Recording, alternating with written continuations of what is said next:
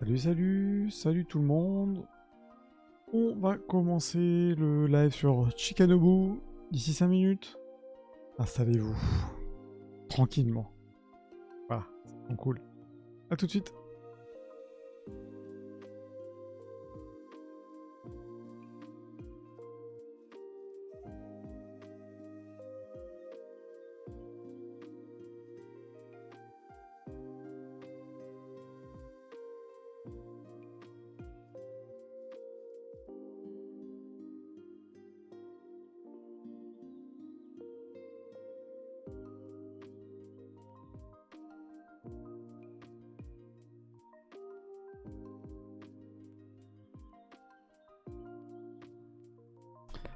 Salut Massilia, ouais, le bot il est pas content. Pas grave, j'ai fait hello quand même. J'espère que tu vas bien. Allez hop, dans 2 minutes. J'arrive. Eh bien, je casse tout là, je fais des bêtises. Salut Isabelle. Salut, salut. Allez, 2 Minuten. J'arrive.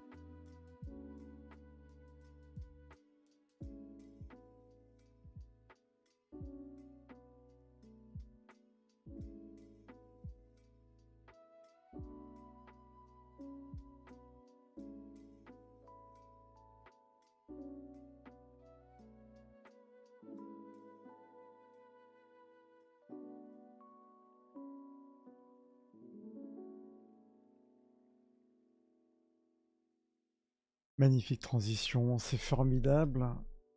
On va commencer. Donc, ce petit topo sur Chikanobu, que je pense que vous connaissez, hein, même.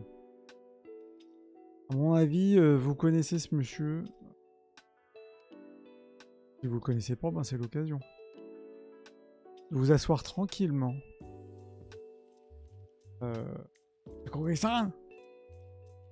Alors, attendez, je baisse le son. Et je vais mettre ma trombine. Et puis je vais baisser le son. J'espère que vous allez bien. Vous avez vu le respect du timing quand même, hein. Théoriquement, je vais être à 15 km. Comment ça? Pas suffisamment de quoi? De quoi? Ah, pas suffisamment en nombre. Ah oui, mais t'as vu, j'ai commencé à 15. Oui, oh, ah, c'est bon, hein. Ça va bien. Attendez, ça va bien, ça va bien, hein. Je devrais mettre 19h15 en fait, hein. Je laisse la musique.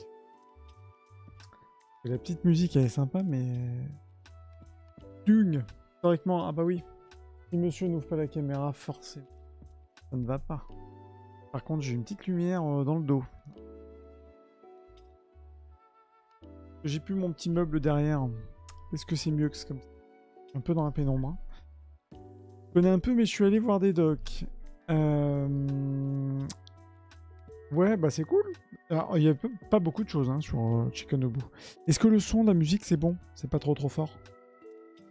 Est-ce que vous m'entendez quand je parle et quand je crache pas dans le micro? Faire attention au micro. Est-ce que vous m'entendez? Est-ce que vous m'entendez bien? Ou est-ce que c'est... Il faut que je baisse un peu plus la musique? Je vous laisse me dire. Moi j'aime bien m'entendre, j'ai le retour qui est assez faible. Let me know si ça vous va. Parfait de mon côté. Eh ben écoute, ça te va aussi Isabelle? Ça va tout le monde? Si tout le monde ça va, ben c'est formidable. Eh ben écoutez bien le bonsoir. 19h24, ça va. Je devrais mettre 19h15. Mais en fait je laisse venir, en fait c'est vrai que je lance un peu plus tôt et je laisse venir comme je fais le tweet, etc. Et je laisse venir le monde. Streamlabs n'est pas actif, mais c'est pas grave, on s'en fout. J'espère que vous allez bien. Il est un peu rouge. Grayson est un peu rouge. Mais c'est pas grave. Avec les slides rouges, j'ai la tête rouge. J'espère que vous allez bien, que vous avez passé une bonne journée, un bon début de semaine. C'est bientôt le week-end, n'est-ce pas? J'espère en tout cas que tout va bien chez vous. Que vous n'avez pas trop froid. Bon, a priori, on n'a pas tous froid, vu qu'il fait quand même 10-12 degrés. Vous avez surtout de la flotte. En tout cas, ici, on a de la flotte. Donc, c'est vrai que c'est pas très sympa. J'espère que voilà, vous êtes bientôt dans le mode Noël, en mood de Noël. C'est juste que je n'ai pas fait un seul cadeau. Hein. Voilà. Mais sinon, j'espère que ça va bien. Et donc, live culture. Donc, vous voyez, comme la semaine dernière, j'ai un petit peu changé la donne pour ralentir un peu là sur les objets. Et j'ai beaucoup de photos d'objets en ce moment, surtout. Donc je me suis dit, faisons un mercredi culture, changeons un peu la donne. Et puis, a priori, voilà, j'espère que ça vous va. Et donc aujourd'hui, on fait Chikanobu. Alors Chikanobu, c'est qui donc? C'est un artiste de l'estampe. Alors tu m'as dit, Isabelle, que tu avais vu un documentaire. Massilia, que tu avais déjà entendu parler de Chikanobu. Chikanobu, c'est quand même un acteur, effectivement, de l'estampe. Oh, ma slide a complètement pété. Et puis c'est pas du tout Chikanobu là, c'est Yoshi. Qu'est-ce qu'il m'a mis comme image? C'est pas grave, on va imaginer qu'il lui ressemble. C'est juste mon image que je n'ai pas changée, mais c'est pas grave. Toyohara Chikanobu. Attendez, je vais caler mon texte, ça me désole. Je vais mettre une estampe. Regardez mes belles estampes. Je suis sponsorisé, pas du tout. Je suis sponsorisé avec Canva, que je conseille. Avant, je faisais toujours mes slides pas dans Canva. Donc pub pour Canva, si vous connaissez pas Canva, je pense que vous connaissez. Très bon outil quand même pour faire des slides. Hein. Je valide. Je fais mes présentations, mes sélections d'objets, tout ça, je fais dans Canva. Je vais essayer de contacter Canva. Si Canva m'entend, je vais bien sponsoriser. Il faut qu'il y ait du monde. Hein. Et puis comme ça, après, je peux dealer des licences. Très bien, Isabelle, tu vois, Canva. Franchement, on est bien dans Canva. Moi, j'aime bien. Hein. Franchement, je trouve que c'est hyper pratique. En tout cas, pour des slides comme ça, c'est bien pratique pour les modifier à la volée. Donc oui, donc je reviens sur mon sujet de Chikanobu. 1838-1912. Pardon. C'est un artiste qui est vraiment majeur. Alors, dans le monde de l'estampe, et surtout majeur de la partie de cette période de Meiji, vraiment très stratégique, puisque j'en parlais. Il a été vraiment très proactif. Vraiment à partir de 1890, vraiment la fin du 19e siècle. Donc je rappelle, hein, on n'est plus dans Edo, on est vraiment dans Meiji, on est vraiment dans un pays qui a complètement changé d'un point de vue sociétal, politique. Qu'est-ce que tu me dis? Le problème, c'est qu'il ne met pas à jour automatiquement les portraits en fonction de qui en parle. De quoi? Ah oui, effectivement. Et il faut peut-être faire aussi, peut-être avec l'IA, mais je suis pas sûr qu'il me trouve une photo de notre ami Chikanobu. D'ailleurs, est-ce que, tiens, bonne question, tiens, je refais là-dessus. Voir si je trouve une photo de Chikanobu. Attendez, on va voir si j'ai une photo. Chikanobu. Est-ce qu'on a une image? Non, j'ai pas d'image. Il n'y a que de l'estampe, hein. Ah non, hein. Bon, pourtant, 1900, 1912. Mais non, il n'y a rien. Y a pas de petit. Il a pas fait d'autoportrait d'ailleurs. Je vais regarder en même temps. Que certains se sont faits en autoportrait. Oui, bien. Mais non, j'ai pas du tout d'autoportrait de Chikanobu. Je vérifie quand même, mais non. Donc désolé, je peux pas vous montrer une petite image de Chikanobu. Je devrais partir à 20h. Très bien, t'as le droit, t'as le mot du directeur, donc ça va, tout va bien. C'est pas grave, t'inquiète. Peut-être que je vais tenir en une demi-heure. Hein. Je peux tenir en une demi-heure. Donc, Chikanobu, c'est un artiste majeur de Meiji. Pourquoi je dis ça? C'est parce que dans les artistes de l'estampe, c'est vraiment... Déjà, sur le marché de l'estampe, c'est quelqu'un qu'on va moins voir, qui est peut-être moins apprécié par la plus grosse partie de la population. Tout simplement parce qu'il a fait, on va voir beaucoup de choses politiques plutôt, de guerre politique, et puis on est quand même on est moins pour nous, alors attention, les vrais, les amateurs collectionneurs d'estampes, kiffent Chikanobu, mais je dirais que le grand public, il est plutôt amateur de Hiroshige, Hokusai, ouais, des choses plus traditionnelles, plus exotiques, je vais dire exotiques, dans l'esprit vraiment le Japon exotique qu'on imagine tous. Ah, là on est plus dans le concret, puisque on va voir que c'est quand même un maître de l'estampe qui a grandi quand même avec l'école classique. Je ferai une vidéo là-dessus, un live sur notamment l'école Kano. Il a étudié l'école Kano, qui est une des grandes écoles de peinture japonaise. On va dire que c'est l'école vraiment le classique, hein, ok, japonais. Donc c'est quelqu'un qui vient de là. Il a appris déjà les grandes lignes directrices de cette peinture classique. Et ensuite, c'est quand même quelqu'un qui est passé chez les très grands, comme je vous l'ai mis en dessous là. Il a quand même appris ensuite l'estampe avec les grands maîtres de l'époque, Kuniyoshi, Kunisada, Kunichika, les trois coucous, qui sont quand même des grands maîtres là, qui sont top aujourd'hui des collections d'estampes. Pas photo, Kuniyoshi, Kunisada, Kunichika, c'est quand même des grands noms de cette estampe. Donc, lui, Chikanobu, il arrive après tout ce petit monde, il est vraiment à la fin, vraiment toute fin du 19e, mais on peut dire qu'il a quand même un background sur son CV, il a quand même le comète, il aurait pu se faire un LinkedIn spécial ukiyo-e, parce que c'est quand même, il a un bon bagage, en tout cas d'un point de vue savoir-faire technique de l'estampe. Voilà. Et en fait, on va voir que dans les tracés, vous allez voir de toute façon, hein, avec les images, on le voit déjà à droite, c'est moderne comme tracé. Vous voyez, je vais pas dire que ça touche au manga qu'on connaît nous, mais c'est particulier comme tracé. Et puis c'est quelqu'un qui, au cours de l'ère Meiji, quand je mets, le Japon a connu quand même des changements drastiques d'un point de vue politique, sociétaux. Donc lui, il est vraiment le pile à ce moment-là. Il a été vraiment dans un acteur qui a voulu représenter les changements de cette époque. Et notamment, il a été engagé, alors attention, c'est les infos qu'on a maintenant, c'est toujours pareil. Il était présent à une époque charnière et garde les techniques exactement. C'est vraiment ça, c'est vraiment ça. Et c'est pour ça que dans les sujets qu'il dépeint, c'est vrai qu'aujourd'hui, encore une fois, les collectionneurs, il y a des collectionneurs qui vont aimer, ou après quand il y a des expos spécifiques sur des moments de l'histoire, et donc on va chercher des gens. Pour moi, lui, c'est vraiment le photographe, je moment, c'est le photoreporter d'une époque, clairement. Le photographe d'une époque, il a très peu fait des thèmes liés, pas du tout à ma connaissance.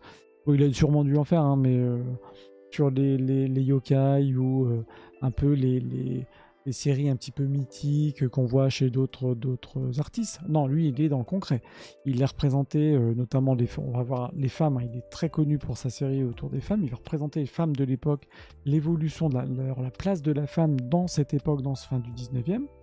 Et il faut savoir qu'à côté de ça, avant de faire des estampes, d'ailleurs il a continué en simultané, mais il était aussi illustrateur pour un journal d'un des partis, qui était le parti progressiste. Alors, je ne fais pas de politique là, mais on est quand même dans ce bouillonnement politique, hein, politico du Japon 19e, et notamment il était, donc il y avait un journal qui s'appelle le Kashin Shimbun, qui était le journal du parti progressiste, donc il était vachement engagé aussi là-dedans. C'est-à-dire qu'il voulait vraiment montrer une époque. Même s'il était attaché, comme tu le dis, aux techniques traditionnelles, c'est vraiment un acteur qui voulait s'engager dans ce Japon ouvert vers l'avenir, vers le futur. Et voilà, on est sur une époque, encore une fois, où Edo, ça s'est calmé. Ok, Meiji, l'empereur, même si on va voir, c'était quand même une période assez chaude avec la Chine et puis la Corée. Donc tout ça, c'est hyper intéressant.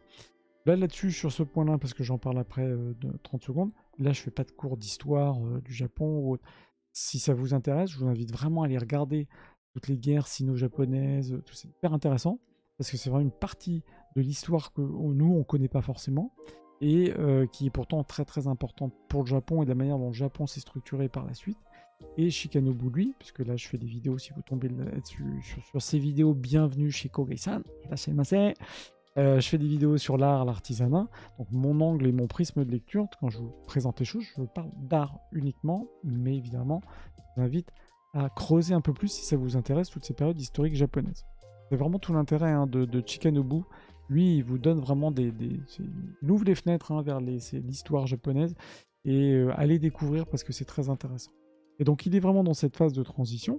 Et donc transition aussi bien dans son travail à lui, où il était illustrateur, il a commencé à faire de plus en plus d'estampes, et puis transition, comme je disais, sociétale, où il a voulu montrer cette société qui change, notamment en s'appuyant sur les femmes. En tout cas, il a voulu montrer la place des femmes dans cette société japonaise qui était très très importante à l'époque. Donc, comme je le mets ici, ces estampes offrent une fenêtre sur la vie quotidienne des femmes. Pourquoi les femmes? Ça a été très majeur. On va voir qu'après, il a fait des sujets politiques, il a voulu représenter les sujets politiques. Mettez-vous dans la tête que Chikanobu, c'est le photoreporter. Franchement, c'est le photographe de l'époque. C'est BFM TV de l'époque en mode estampe. C'est vraiment un des rares à avoir fait des estampes qui sont dingues en termes de réalisation.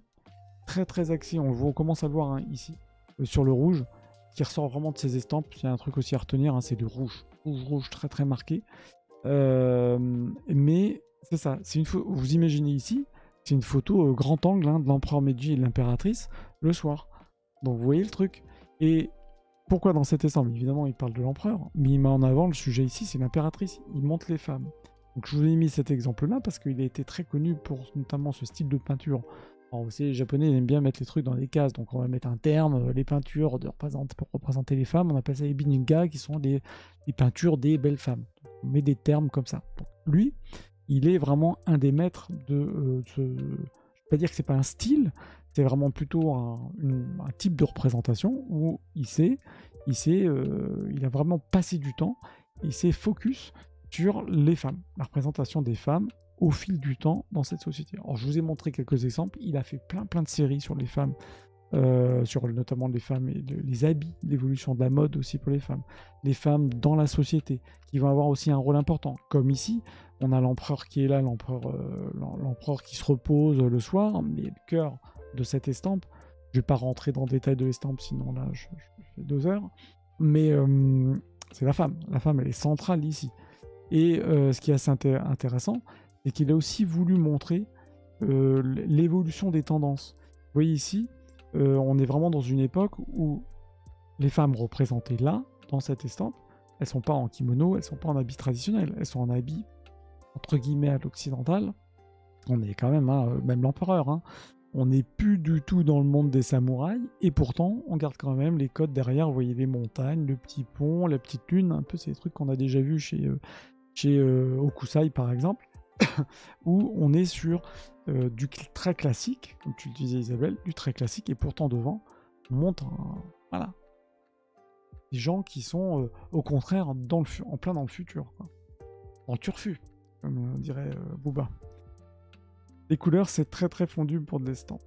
Oui, alors derrière, oui, et en fait, c'est justement dans son travail à lui, on le remarque. Mais attention, on le remarque pas surtout, on le remarque sur certaines estampes. Alors, la couleur de cette estampe-là, je suis désolé, ce triptyque, il n'est pas foufou en termes de couleur. Il faut imaginer qu'il est quand même moins jaune. Mais oui, comme tu le dis, très souvent, dans les estampes de Chikanobu, pour justement encore donner beaucoup plus de puissance aux premières couleurs, le fond va être souvent en plus, je ne vais pas dire dégradé, mais c'est, comme tu le dis, fondu, plus soft, plus noyé, pour vraiment faire sortir tout ce qu'il y a dedans. Ça, c'est aussi un des J'en parle rapidement un peu au niveau technique sur Chikanobu, mais c'est vraiment ça. Il a aussi fait une série sur les coutumes et les mœurs des femmes de l'ère Meiji. Donc, où on va montrer les traditions, l'évolution des traditions, justement, les femmes, la place, comme je disais, la place de la femme dans la société.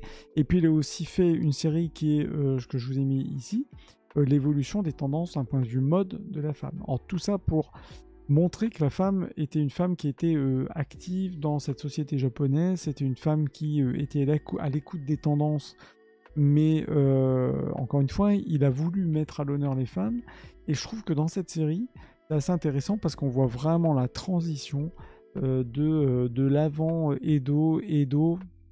avant Edo et Meiji. On est vraiment sur une transition de l'habit féminin, même si c'est assez intéressant puisque on retrouve aussi à Meiji, et puisqu'on voit d'ailleurs encore aujourd'hui, hein, des femmes qui vont être habillées de manière à l'occidentale, et puis pour certains cas, pour des fêtes et autres, des femmes qui vont effectivement reporter le kimono à la traditionnelle. Donc ça c'est vraiment très marquant, déjà nous ça marque aujourd'hui, 21e siècle, on le voit et on le sait, je pense que pour beaucoup c'est ce qui nous plaît aussi dans cette mode japonaise, mais lui il l'a déjà marqué à son époque, 19e. Et ça c'est aussi très marquant, Chikanobu, qui est vraiment l'acteur qui a montré les femmes, qui s'est permis en tout cas de montrer l'évolution, comme dans ces triptyques-là, de l'habillement féminin. Et c'est un exemple, là aussi je vous invite, si ça vous intéresse, à regardez femme Bijin, vous mettez Bijin, ou comme je mets ici, Binjinga, Chikanobu, ça va vous donner des idées pour voir un peu ce qu'il a pu représenter, parce que dans diverses situations, plus ou moins politiques, ou simplement, voilà, encore une fois, liées plutôt aux mœurs, aux coutumes et enfin, un vrai focus sur les habits, pardon. Dans les coutumes, il a fait une petite série aussi, mais on voit que là, c'est du très classique dans la représentation, et pourtant dans le tracé, on voit que dans les visages, on est sur des traits qui sont plutôt modernes par rapport à ce qu'on pourrait voir chez... même Shitsune juste avant, ou Kunisada, là on est sur des traits qui sont très très fins. C'est ça aussi quand tu parles de fondu, c'est les traits, je trouve, très fins des visages, souvent dans les estampes de Yoshitsune, où je vous invite d'ailleurs à regarder peut-être la précédente vidéo que j'avais pu faire, ou même d'autres estampes sur Kunisada, de toute façon on va parler, hein, tous ces acteurs-là, souvent les personnages ont des traits plus marqués, vraiment traditionnels. Quand je dis marqué, c'est que vous avez un tracé, un trait beaucoup plus marqué des corps, des visages, le nez, des expressions. Là, on est plutôt sur une représentation de l'ensemble, comme une photographie. Ok, on fait une photo grand angle. Et je trouve que c'est pour ça que j'aime bien rapprocher Chikanobu de la photo, parce que c'est une photo grand angle d'une situation, donc on voit moins les détails parce qu'on est au grand angle. Si vous faites un petit peu de photo, vous savez que quand plus on va être un grand angle, moins on va avoir de détails. C'est un petit peu ça dans ces estampes, surtout quand il veut faire des triptyques. Donc là, en l'occurrence, il veut montrer la place des femmes dans une coutume. On est une estampe de 1895, hein, fin 19e. Donc je vous rappelle que les femmes à l'époque, elles sont, comme on a vu juste avant, elles sont pas forcément en kimono, mais elles vont l'être, elles vont avoir l'habit traditionnel quand ça va être sur des cérémonies tradies, en l'occurrence la cérémonie du thé. Donc ça, c'est aussi un acteur qui a voulu montrer ça, en reprenant des codes, encore une fois, d'estampes classiques qu'on connaît. Et ça, c'est intéressant, mais c'est pas le plus gros du travail qu'il a pu faire dans ces estampes. Mais c'est très intéressant, en tout cas, s'il y a des travaux de recherche sur la place des femmes au Japon du 19e, forcément, on cite du Chikanobu. Hein. Ça, c'est le gars incontournable. À côté de ça, sa deuxième grande spécialité, à notre ami Chikanobu, c'est les estampes qu'on appelle les estampes de guerre. Et notamment ce qu'on appelle les senso-e, je vous l'ai mis ici, senso-e, qui sont en fait des représentations des guerres et des guerriers. Alors soit on va être sur des moments de l'histoire japonaise, donc évidemment avant Edo, de grands moments de bataille entre les Tokugawa, etc., des batailles de clans, donc vraiment des grands faits historiques, je dirais, de l'histoire du Japon. Des moments clés de cette histoire, comme par exemple ici, à Kagoshima, où il a voulu représenter ici, c'est pour ça que je vous ai choisi celle-ci, et les femmes, justement pour faire transition avec ce que je disais juste avant, on mixe les deux. Il a voulu faire un focus, il en a fait plusieurs de séries d'héroïnes, des guerrières du Japon. Pareil, ça c'est aussi un des rares, très rares acteurs de l'estampe à représenter les guerrières.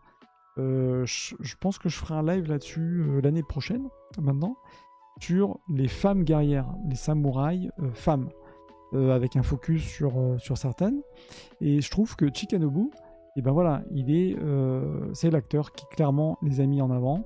On voit qu'elles sont dépeintes exactement comme les hommes, donc ça, il n'y a pas de... Il n'y a pas de distinction ou de choix esthétique dans dans la forme, dans le fond. Je présente ici des guerrières qui ont vraiment été très importantes. Je pourrais faire un focus là-dessus. Peut-être que d'ailleurs, si ça vous intéresse cette estampe, vous me le mettez en commentaire. C'est vraiment que je vous explique un peu les noms qui est représentés ici. Je ferai peut-être un live là-dessus, si ça vous tente. Ou je l'intégrerai dans mon petit live sur les femmes guerrières. En tout cas, voilà. Il a représenté les guerres. C'est aussi bien la période des samouraïs, donc encore une fois avant Edo, et aussi bien les guerres vraiment, en tout cas les guerres qui ont marqué le 19e siècle, et notamment la guerre sino-japonaise qui a duré un an, 1894-1895. Et là, Chikanobu, il a été vraiment très très connu, il est renommé pour ça, pour sa série sur la fameuse guerre qui a été très compliquée, qui à mon avis aussi. Il y a la guerre aussi avec la Corée. Ça, je vous laisserai aller regarder. C'est hyper intéressant. Parce que ça me tente fort tout ça, on me tente pas jamais des femmes guerrières. C'est prévu 2024, femmes guerrières. Et donc dans les guerres sino-japonaises, dans cette guerre sino-japonaise, très intéressant parce qu'il a voulu aussi se démarquer de ce qui pouvait être fait dans le monde de l'estampe classique, à représenter, je dirais, uniquement des faits historiques samouraïs d'avant Edo, ok, en faisant un focus. D'où l'idée de photoreportage sur cette guerre et c'est des moments d'action de cette guerre sino-japonaise, en l'occurrence ici en 1894. Avec une approche, on voit, graphique, beaucoup plus moderne de ce que vous pouvez voir. Je pense que si vous avez déjà vu, vous avez l'habitude de voir quand même un peu d'estampes japonaises, vous voyez que là, il y a un tracé qui est beaucoup plus fin. On dirait que c'est un peu du tracé à la plume, qui me fait penser un peu à des... Encore une fois, rappelons, il était illustrateur dans un journal. Donc il a fait de l'illustration. Donc on est vachement plus dans l'illustration, plus dans le dessin fin qui commence à toucher un peu même domaine un peu de la BD et du manga. Et on est sur une structure où là il va faire des triptyques. Chikanobu a fait beaucoup de triptyques, c'est pour ça que je vous en montre. Pourquoi ? Parce que le triptyque permet d'avoir cette vue grand angle de la photo. Et il a voulu, c'est d'ailleurs une des marques de fabrique aussi, de faire beaucoup de triptyques pour montrer comme ça, étendre les actions, aussi bien en termes de profondeur de champ que dans la largeur du spectre. Et ça, c'est intéressant parce que ça lui permet d'avoir, en travaillant sur trois estampes qui ont toujours le même format, on est capable de raconter une histoire, l'évolution d'une action dans le temps. Et ça, c'est aussi marquant, c'est-à-dire qu'il ne fait pas juste un one-shot, une photo. En l'occurrence, les guerriers, boum, à l'endroit. Non, il va détailler. Il y a ceux qui arrivent, il y a ceux qui sont en train de se battre, il y a celui qui est en train de piquer à droite. Bref, on est vraiment sur toute une histoire. Et c'est vraiment très marquant de Chikanobu. Il est le seul à avoir fait ça. Et notamment de cette guerre sino-japonaise. Bon, il était en plein dedans, donc c'est pour ça aussi qu'il en a parlé. Mais pas que, c'est-à-dire qu'il a aussi, comme je disais... Oui, alors, c'est toujours du 27 par 35. Donc, oui, on va dire que c'est normé. Ouais. D'autres scènes. Ici, oui. Et pour moi, c'est d'ailleurs, on les voit, là je peux pas zoomer, mais c'est comme si c'était dessiné à la plume. Alors que non. Et on voit d'ailleurs ces guerriers qui arrivent dans l'ombre. Donc c'est pour ça que il a le schéma classique de l'estampe à travailler sur plusieurs plans, premier plan, deuxième plan, etc. Et puis il a cette capacité d'un point de vue technique à créer des dessins comme ça en profondeur, et comme tu le disais tout à l'heure, qui est un petit peu fondu vers le fond, mais qui apporte vraiment de l'histoire. Et on voit que là, finalement, le premier plan, il se fout sur la gueule, c'est compliqué, il y a ceux qui crient, voilà, c'est dur, hein, c'est une guerre difficile. Et puis derrière, on a la puissance derrière, où le Japon, la Chine a abdiqué, donc, parce que derrière, il y avait la puissance de feu. Alors, le papier qui était déjà teint en... Alors, Là, non. Hein. Alors, oui, pour faire la fumée, tu veux dire là? Faut se dire que le triptyque est un petit peu jauni. Donc, de toute façon, sur ce genre de papier, on peut dire effectivement sur certaines estampes qui sont. Enfin, moi, j'en ai qui sont qui tirent vraiment plus vers le blanc, mais c'est plus un blanc écru. Mais en tout cas, les parties-là sont un peu jaunies, ce qui est assez classique hein, sur les estampes. D'ailleurs, on le voit hein, entre celle de gauche et celle du milieu, on voit que là, on est plus jauni qu'ici. Mais effectivement, le ciel, le papier est peut-être plus écru dans les estampes de Chikanobu que ce qu'on peut connaître avant. Effectivement. Tout à fait. Mais dans l'ensemble, c'est pas jaune-jaune. Hein. Le jaune, en tout cas, là, n'est pas voulu. C'est vraiment là le passage du temps. On a ici une estampe aussi qui représente donc Yasumasa et Toyotomi Hideyoshi, où on est sur une représentation pareil. On voit un tracé assez moderne, pour moi moderne. Je résumerais par une vraie dynamique dans le trait, comme si c'était dessiné à la plume ou au stylo, des traits très fins, toujours quelque chose de très très dynamique. Et il représente là, par contre, un moment d'histoire plutôt classique, un fait historique, où c'est Hideyoshi et Yasumasa en mode samouraï. C'est juste une particularité pour vous montrer qu'il n'a pas fait que du classique, même s'il est très très connu pour le côté fin 19e. Il a été évidemment réputé aussi à l'époque pour ses faits historiques qui étaient vraiment très très appréciés. Donc c'est une des parties de son travail. Mais je dirais que ce travail-là, hein, de fait plutôt historique, samouraï d'avant Edo, c'est pas le plus gros de son travail. C'est peut-être un tiers de son travail et encore. C'est vraiment une plus petite partie de son travail. D'un point de vue, encore une fois, guerre, il est vraiment resté focus sur le 19e siècle. C'est aussi un truc à retenir de Chikanobu. Dans cette suite, pardon, estampe de guerre, il a fait aussi l'après, c'est-à-dire l'après différentes guerres. Il a voulu représenter, en l'occurrence, les Tokugawa, puisqu'il a fait une série hein, des 100 vues de guerre du Japon, et notamment donc, dans les 100 vues de guerre au Japon, bah, c'est ça.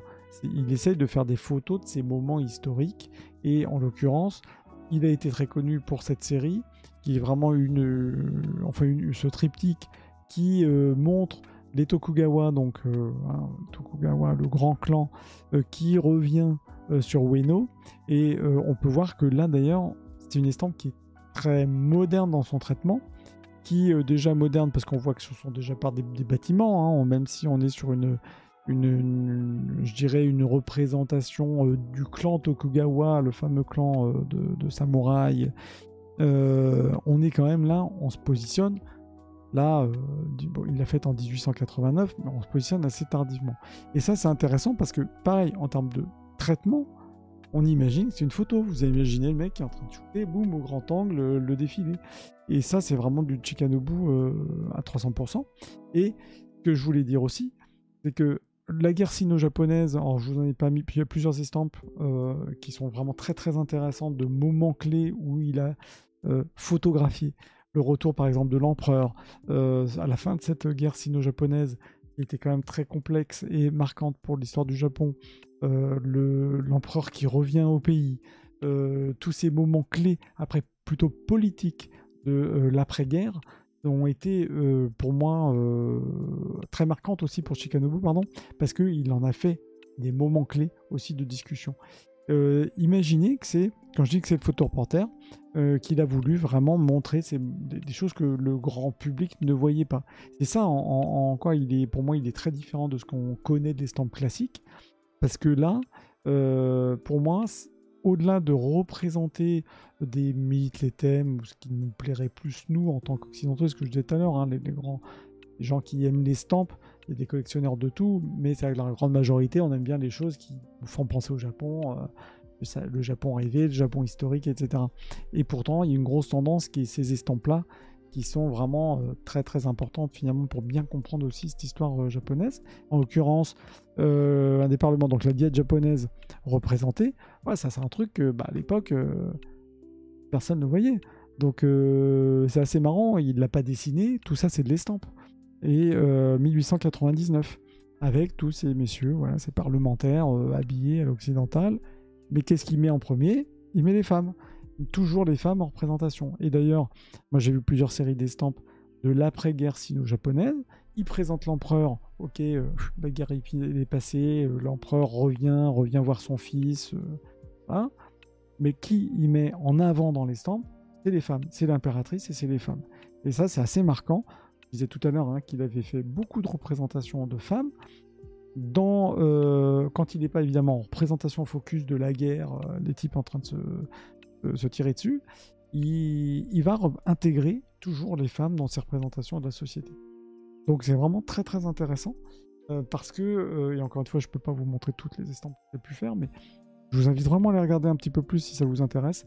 Les estampes, vous mettez dans Google, vous regardez dans les musées, vous mettez Google musée, vous essayez de voir un petit peu des estampes des femmes japonaises par Chikanobu. Parce que voilà, vous avez un moment d'histoire, ces femmes qui sont très importantes dans cette même histoire, les guerres, c'était fou. À l'époque, ben, pour moi, c'était, je sais pas s'il était diffusé, genre, il était diffusé dans des expos spécifiques. Je peux pas vous le dire, on sait pas, c'est pas documenté. Maintenant, il est clair que ça a été collectionné, ça a été demandé, il y a des commandes. Est-ce qu'elles ont été diffusées, est-ce qu'elles ont été représentées comme nous, on peut le voir? Non. Pour moi, ça a été plutôt exposé dans la sphère privée. Maintenant, est-ce que c'était, par exemple, ce genre d'estampes était diffusé dehors du Parlement? Je ne sais pas. Ça, c'est le mystère. Je me suis posé la question parce que c'est vrai que c'est tellement photo-reportage que c'est assez étonnant. Mais c'était demandé. C'était à l'époque, c'était clairement des estampes qui étaient demandées. Si j'arrive à avoir l'info, je vous le dirai. Hein. Mais là, pas d'info. Mais c'est tellement très bien représenté, notamment ces guerres où, là, avec la Corée aussi. Ces faits politiques, ces faits voilà, de l'époque ont tellement été. Il en a fait vraiment plusieurs séries que c'est clair que moi je me suis demandé si c'était pas, comme tu dis, exposé ou est-ce que c'est à certains moments prise de parole de l'empereur. Ouais, j'espère trouver l'info. Les 4. Focus aussi, et je pense que je vais tenir hein, quand même les 8 heures, mais je sais qu'Isabelle, tu vas devoir partir. Et il me reste encore très peu de slides.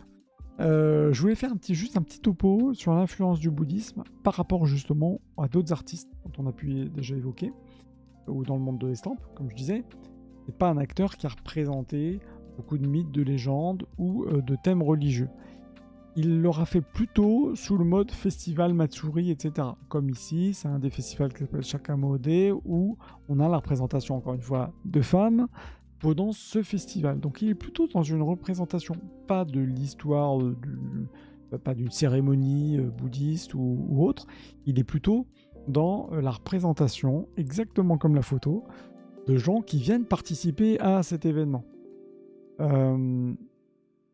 Oui, l'imprimeur, ouais.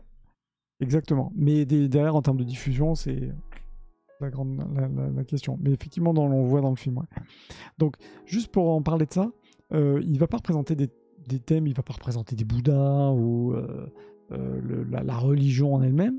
Par contre, il va s'amuser à représenter, comme je disais, des gens du 19e, de la fin du 19e, des Japonais, la fin du 19e, en l'occurrence des femmes, qui vont participer à ces fêtes, à ces Matsuri. Et c'est ça qui est assez intéressant. Parce que je trouve que il va pas représenter directement le bouddhisme, mais en même temps, ça va transparaître quand même un petit peu dans ses œuvres. Bon, est-ce qu'il était pratiquant d'une école où on ne sait pas. On ne sait pas. Il faut juste dire, et je crois que je le mets un moment, c'est que de toute façon, le bouddhisme, tous les artistes de l'époque, notamment de la fin du 19e, ils baignent de toute façon dans cet univers japonais plus ou moins proche des religions, du Shinto, du bouddhisme. Donc, forcément, ils sont imprégnés des rituels, des fêtes, etc. Oui, c'est ça, comme élément culturel. C'est vraiment ça. C'est vraiment ça. Comme un élément de... Comme il a représenté les guerres, les faits, les moments, le Parlement, les moments historiques comme ça. C'est exactement ça. Il veut montrer une société qui vit et qui, dans sa vie, va faire des Matsuri. C'est vraiment ça. Et en l'occurrence, il a toute une série sur ces fameux Matsuri. Puisqu'il a fait aussi au-delà des guerres là, très marquantes, des séries sur les traditions japonaises. Salut Isabelle, je termine de toute façon là-dessus. Donc je fais un truc sur les traditions japonaises. Regardez la fin. Merci d'être resté sur ce Chikanobu. Bonne soirée à toi. Sur les traditions donc japonaises. Ciao. Demain, je fais un truc sur les lions chichi. Les lions chichi qui sont représentés. Voilà, demain, jeudi. Bonne soirée. Donc la série Festival du Japon, les Nihon no Matsuri sont aussi une série donc, très importante où, au-delà du bouddhisme, il a fait un focus, une série sur les Matsuri. Les fameux Matsuri qui ont lieu partout dans le Japon. Les grandes villes ont toutes des Matsuri. En l'occurrence, à Sanno, je vous montre ici un des Matsuri où il s'est amusé. Merci le triptyque, hein, parce que le triptyque permet, là pour le coup des Matsuri, de représenter vraiment tout un événement. Et pour montrer l'avancée de ce Matsuri, donc en l'occurrence les différentes processions. C'est vraiment Chikanobu, il s'est fait vraiment plaisir avec les triptyques. Comment il documentait ses observations sur la bataille ou c'est selon des rapports? Alors, de ce qui était dit, c'était essentiellement des rapports. Maintenant, toute cette phase-là, c'est pas quelque chose qui est vraiment très très documenté. Mais il est clair qu'il y avait des rapports qui lui étaient... c'est un peu... faut imaginer, un peu comme la représentation de Napoléon. Là. Mais c'est vraiment ça. Pour moi, les rapports, ça c'est sûr. Après la guerre sino-japonaise, non, il n'était pas sur le terrain. Quoi. Voilà. Mais c'est aussi un peu, je vais pas dire un problème, mais sur Chikanobu, même s'il est vraiment fin 19e, il y a très peu de documentation. On voit pas il n'y a pas d'autoportrait, il n'y a pas d'histoire, de légende comme on pourrait avoir sur d'autres artistes de l'estampe. Mais c'est quelque chose qui ne demande qu'à être creusé en tout cas. Mais dans les dernières recherches, c'est des choses on n'en sait pas plus. Et ce qui s'est rendu sur place, ça, je n'ai pas l'info non plus. Mais je vais chercher. Forcément, si Massilia, tu me lances sur un sujet comme ça, je creuse. Hein. Je creuse évidemment. Je vais pas faire sans. Je vais avoir l'info. Si, il y a l'info. Mais c'est bon ça. Bon, sur les Matsuri, ça c'est sûr que là, il était plus présent pour représenter aussi bien les Matsuri, il était présent. D'ailleurs, je pense qu'il y a une clé aussi, c'est qu'il y a des événements comme ça, ils sont vraiment très très représentés. Peut-être. Non, mais c'est vrai, non, mais c'est toute une vie hein, quand on tombe sur les artistes de l'estampe et on se pose des questions effectivement comme celle-là, de dire est-ce qu'il y était, est-ce qu'il était présent, est-ce qu'il... Voilà, moi je pense c'est sûr qu'il a eu des rapports, des retours de militaires, hein, ça c'est sûr. Voilà. Est-ce qu'à certains moments par contre il y était, les Matsuri il y était, moi je pense que les événements de toute façon dans lesquels lui était présent, c'est tout de suite beaucoup plus détaillé. Matsuri pour moi c'est très détaillé, il l'a vu, quand je dis détaillé on voit les fleurs, on voit les motifs, c'est des choses que juste sur un rapport entre guillemets c'était plus compliqué. Mais bonne question, vraiment je vais essayer de creuser ça. Je trouve du pétrole, évidemment, je vous en ferai partager. Enfin, en même temps que 28, hein, donc... bref, avec ce qu'ils viennent de nous dire... Hein. Bref. Je vais terminer là-dessus. C'est qu'en termes de technique, je vous montre là 2 estampes aussi différentes pour terminer. Pour moi, il a été aussi un des acteurs, en tout cas, majeurs d'un point de vue technique. Pourquoi je dis technique ? Et j'en ai parlé juste avant.